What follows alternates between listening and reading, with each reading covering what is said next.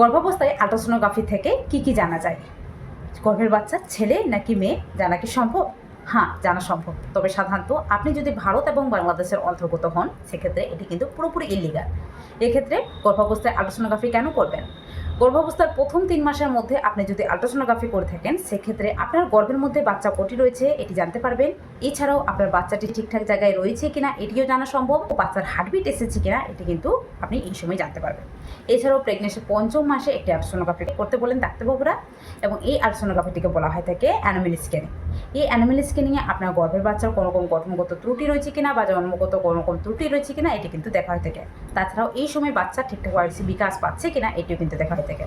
সেক্ষেত্রে এই আল্ট্রাসোনোগ্রাফিটি মনে করে করুন প্রত্যেকে। আরেকটি আল্ট্রাসোনোগ্রাফি করতে বলা হয় প্রেগনেন্সির 9 নম্বর মাসে। আর এই আল্ট্রাসোনোগ্রাফিতে বেশ কয়েকটা জিনিস কিন্তু দেখা হয়ে থাকে। এই আল্ট্রাসোনোগ্রাফিতে স্বাভাবিকভাবে আপনার বাচ্চা এই সময় ঠিকঠাকভাবে বৃদ্ধি পেয়েছে কিনা, এছাড়াও আপনার ক্ষেত্রে নর্মাল ডেলিভারি হবে নাকি সি সেকশন হবে এটি কিন্তু আপনি জানতে পারবেন। এমনকি আপনার বাচ্চা নর্মাল ডেলিভারি পজিশনে আছে নাকি ব্রিজ পজিশনে আছে।